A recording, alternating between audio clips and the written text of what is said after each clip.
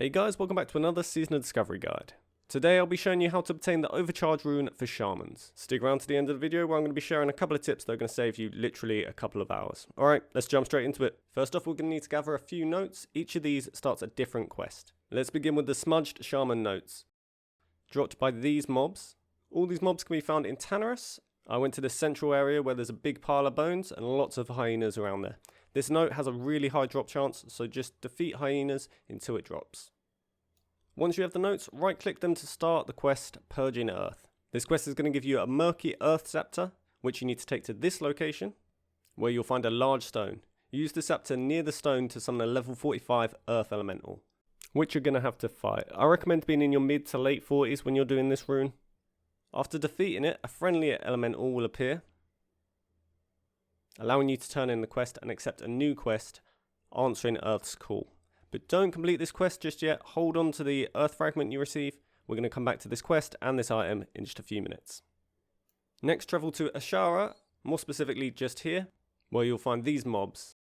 Defeat them until they drop waterlogged shaman notes. Once you have the notes, start the quest to receive a murky water scepter, and use it near a second large stone, which can be found just here.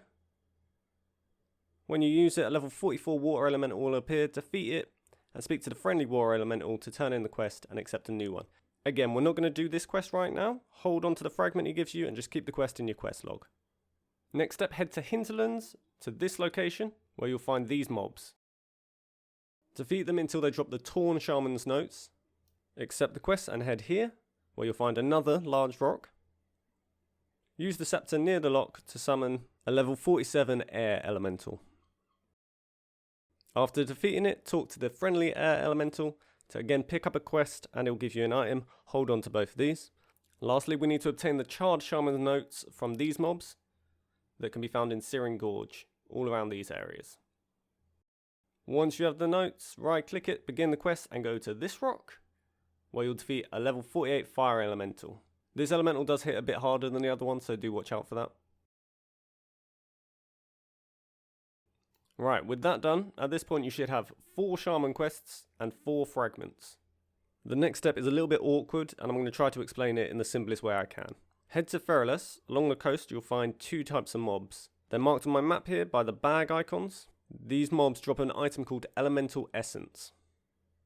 You need to combine 3 elemental essences with each of your fragments to create a glowing fragment. While you can use the same 3 essences for each of the different fragments to create their glowing versions, you'll need to collect 3 essences for each fragment, so that's 12 in total.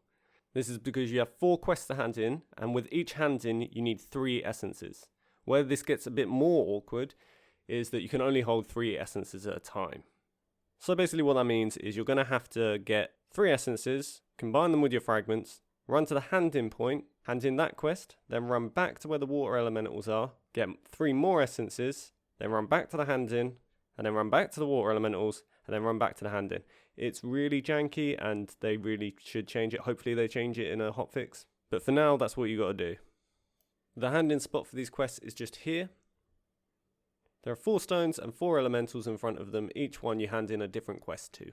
It doesn't matter what order you hand them in, but on the final one, on the 4th one, a level 50 elite will spawn. I recommend being in a group to defeat this guy, as he's pretty tough. Once he's defeated, loot the rune straight from him. I said at the beginning of the video that I had some tips that would literally save you a couple of hours, and that's true. You don't actually have to do any of the previous steps I mentioned. Like, none of them at all. If you head to this spot and group up with a shaman who has completed the previous steps, he'll be able to summon the elite and you can just loot the rune straight off the guy. Which I'm kind of bitter about, I'm not going to lie. I'm kind of mad because I did the whole thing. But it's fine, whatever, it's fine. It's good. It doesn't matter. I'm not crying, you're crying. And that's how you get the Overcharged Rune. I try and keep these guys as short and to the point as possible to respect your time. If you found it helpful, hit the like button. And for more Season of Discovery guides, press subscribe. Thanks for watching. Bye.